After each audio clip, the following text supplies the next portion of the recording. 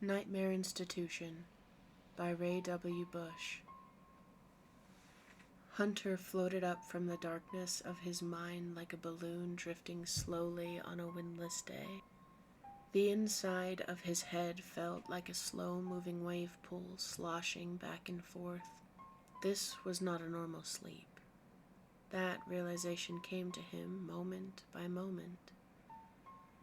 Hunter thought this must be how it feels to wake up from a long night of drinking, even though in his 17 years he had never drank. Hunter tried to open his eyes. They briefly stuck, as if he had pink eye, then opened. The room was dark, but not completely. There was a strange orange glow, like the evening sun shining through mostly closed blinds. He was lying in a bed halfway between sitting up and lying flat. Hunter's body was very heavy and equally stiff. That usually accompanies a long stay in an uncomfortable bed. Hunter sat up into a full sitting position.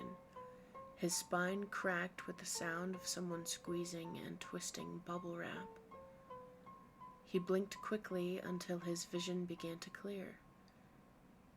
As he scanned the room to get a grasp of his surroundings, he quickly began to wish his eyes had not opened. To his left, under a large window covered by dark, thick curtains, was a small, uncomfortable-looking couch. The color was hard to determine because of the strange orange glow. The arms were wood and the plaid fabric was torn. Directly in front of him was a heavy wooden door with a chrome industrial door handle. Stiffly, he turned to look at the wall behind him. His heart sank like a submarine. Covering the wall hung equipment and long, dead gauges, both covered in dust. He was in a hospital that had been long abandoned. Holes covered the walls and wires hung from missing panels in the ceiling. All the lights were black, like the eyes of the dead, watching him. He was scared and confused by this strange situation he found himself in. Now that his eyes finished their initial investigation, he let his ears take over. The silence was deafening for a moment. It was shattered like thin glass by the almost imperceptible sound of a piano playing. Hunter could not tell if it were real or just his ears trying to hear something. He chalked it up to his imagination. He chalked this whole situation up to be a figment of his imagination. This had to be a nightmare. He tried to force himself awake. His efforts failed. Hunter heard a door close somewhere in a distant hallway. The echo echoed through dozens of unseen hallways to his ears. Good, he thought, in order to comfort himself in this crazy nightmare. At least I'm not alone. He was trying to contradict in his mind what his eyes were seeing. He felt relief briefly. Then he heard the cry of a very young child, probably not even out of diapers. The sound was much closer than the door and the piano. Slightly panicked, Hunter swung his legs off the side of the bed. He did not stand on the legs he thought would fail him, as they were still numb. His muscles ached, his head throbbed, and his heart was now pounding. His legs felt like he had been lying down for an entire year, while he waited for the feeling to come back to his getaway sticks to be ready to stand. Hunter closed his eyes and searched his memory. He thought hard to remember what he did to end up in the hospital. He had no luck. His mind was blank. He felt a hint of hope hidden in intense terror when he heard a long, slow two-note whistle. Hunter was hopeful he was not alone, yet he was not naive to the menacing tone. Luckily, he would have time to think about what to do with the new person. The whistle was far away. Maybe he could get out before he had to see the face behind the whistle. The silence that followed terrified Hunter to the depths of his soul. Then the piano started again. Hunter knew now that it was not his imagination. That piano would play the soundtrack of this nightmare. His stomach tied itself into a pretzel, his eyes filled with tears. He felt this would be the longest night of his young life. The amnesia was as terrifying as these insane surroundings. Hunter closed his eyes again as he began to take slow, deep breaths. His dad has always told him that the best decisions come from a calm mind. His heart slowed, and he wiped his eyes as he opened them. He needed to gain his bearings and take in what he was really seeing. It didn't help. He looked at the window. The curtains blocked out the light, if any, that may have tried to shine in. He looked again at the overhead lights, still black. He looked at the walls and saw the source of the light. On each wall was a long, thin light. They shone more brightly than Hunter would have thought possible. Above the light was one word. Hunter completely agreed. Emergency. He looked at the couch. It was not torn. It was not cut. It had been clawed by something with very large hands. The walls were covered in similar gouges as the couch, presumably by the same claws. Large holes covered the walls as well. Something terrible happened in this room. He knew he was right when he looked at the floor and saw the large stains that could only be blood. Hunter's own blood finally flowed, the feeling back in his legs all the way to his toes. He stood slowly, testing his legs like a newborn horse. They had a bit of a wobble, but his legs did not betray him. He took a short step, not lifting his foot from the ground. His black basketball shoes startled him when they squeaked loudly. Another door from a faraway location echoed to his ears. The volume of the piano increased almost inaudibly. Someone was playing something slow and sad. Hunter knew he found himself in a terrible situation. He thought it must be a nightmare. Still, he wanted to get out of this hospital. He took another step, this time not trying to test his legs. He wanted out of this room. Hunter's foot slid on the floor, almost causing him to do the splits.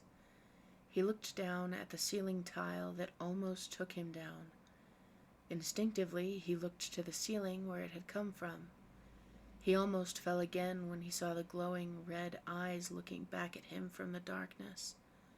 As fast as they appeared, they were gone, yet no sound came from the ceiling.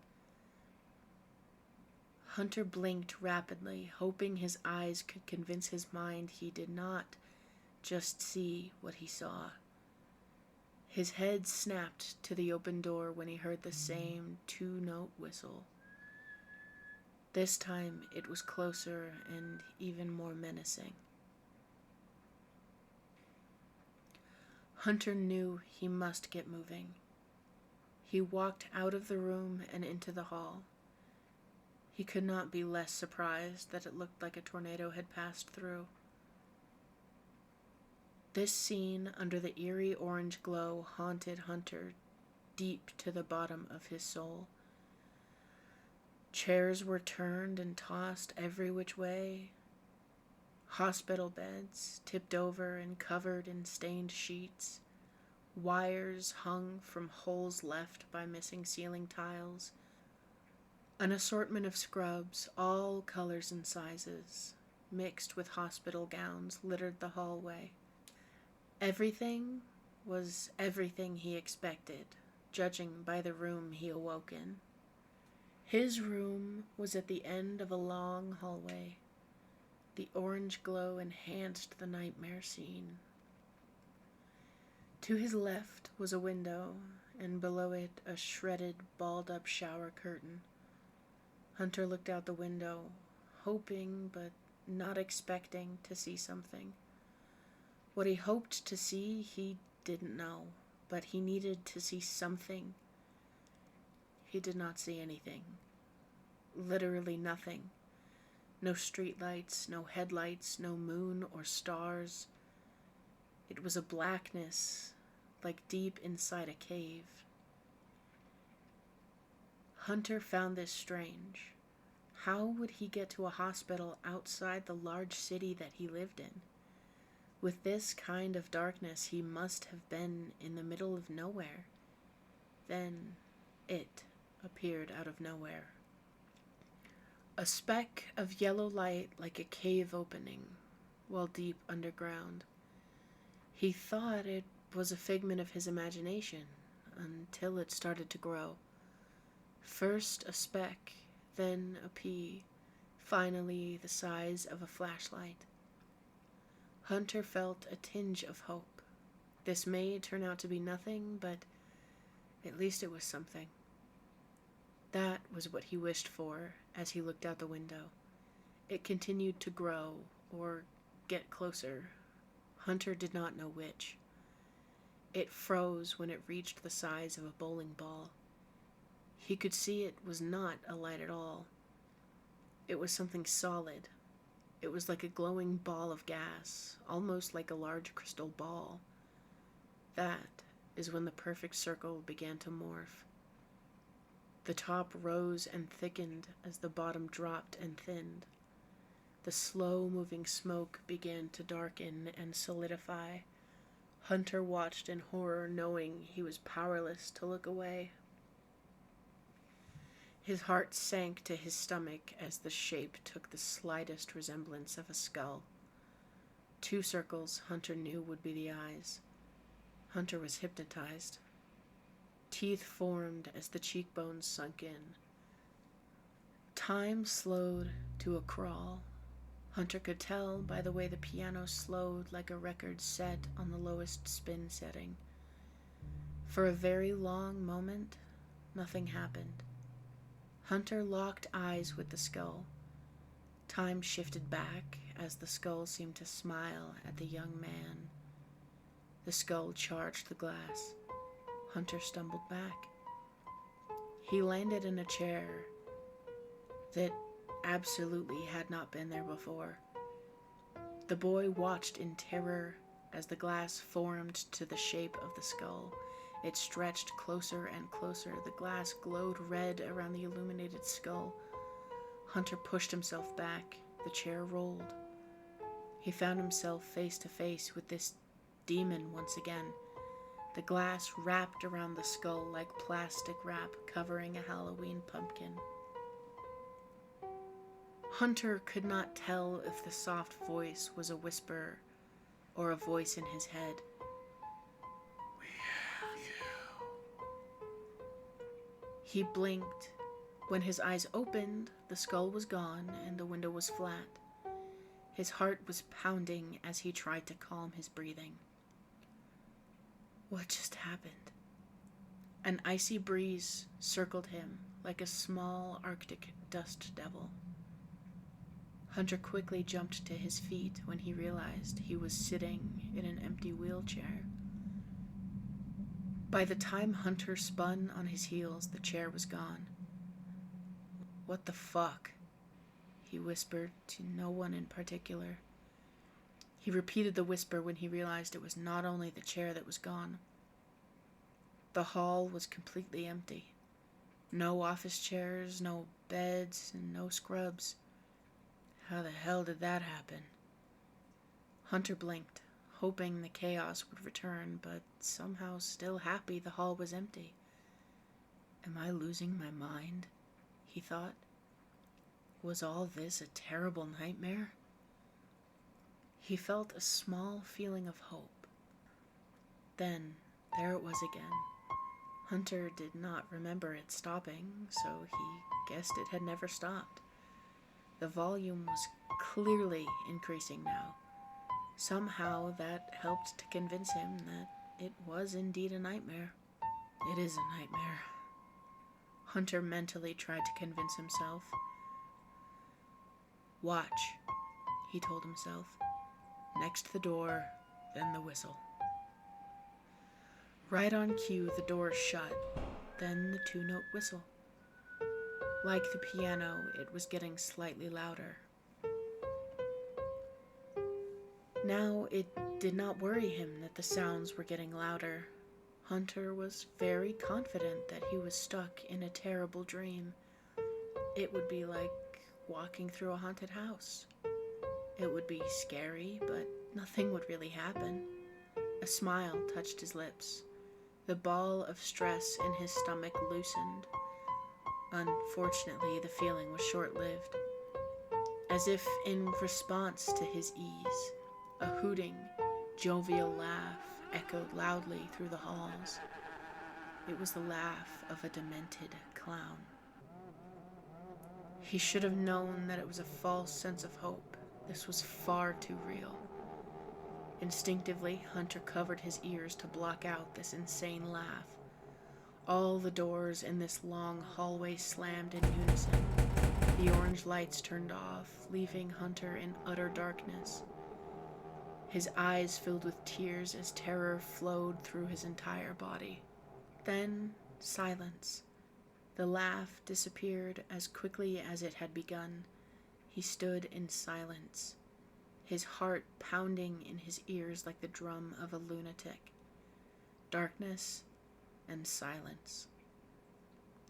Tears rolled slowly from the corner of his squinted eyes and down his hairless cheeks. The piano began again, significantly louder, but still playing something slow and sad. Hunter did not want to see what servant of Satan was playing this piano. Hunter was about 20% less sure of his nightmare theory after that display. He thought of last Halloween when he took the pretty young woman on a date to a haunted house. His heart slowed a bit.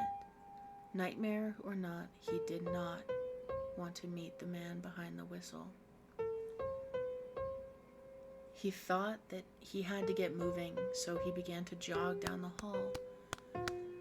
After only a few steps, he stopped. He did not like how loudly his basketball shoes slapped on the large, black and white, checkerboard patterned floor. Hunter did not want to draw any unwanted attention to his location, despite the thought that his location was common knowledge in this place. It was not until now that Hunter realized the doors were now open again. He walked lightly down the hall. Do not look in those rooms, Hunter told himself, as forcefully as he could. He did not want to look, so how did he want to look at the same time? How long had it been since these rooms were occupied? Decades? Years? Judging by what he was experiencing, probably only days, or even worse, still occupied. His head turned slightly as he walked past room 421. What the fuck are you doing? Hunter asked himself. What if someone or something had been in there? The thought left him torn. He may see something horrible, but on the other hand, he might find someone like him that just needs or could give some help.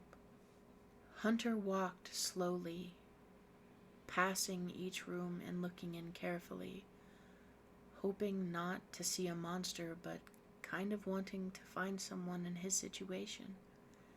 The rooms on the left gave way to a long counter that was once a nursing station. The white countertop, half covered by neatly placed steel clipboards holding patient forms. Hunter had inherited his mother's desire to know every little detail. Some called her nosy. He stopped to have a look.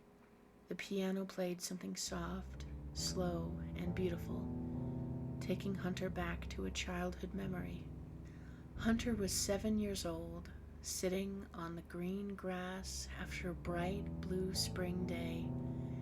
He surrounded himself with his favorite cartoon action figures, maybe 10, including the one in each hand. His back was toward the brick house.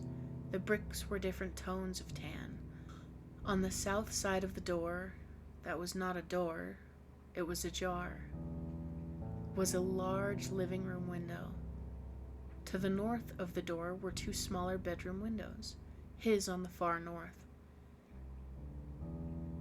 His 2 action figures fought each other while the others watched. On the other side of the open door sat Hunter's blonde-haired mom, playing beautifully on an antique piano. In that moment, he felt happiness and hope that he would wake up and this would all be over. He did wake up, but not from the nightmare. He was awoken from that soothing memory by the sound of a door closing, followed by that damned whistle. Then something new. Come out, wherever you are. The voice was still distant, but powerful and deep, but somehow soothing, like a loving father who also knows how to lay down the law. Now he sounded playful. Somehow Hunter could hear the smile in his voice. Hunter thought the mystery man was still far away, yet he knew he had to get moving if he wanted to avoid the confrontation. Disappointing to Hunter, the papers were blank and the computer screens were black. He should have known. Hunter got moving as fast as he could while still keeping his shoes quiet on the floor. He left the sad scene, a once busy nursing station now abandoned. Loneliness filled his heart. He wished his mom were here.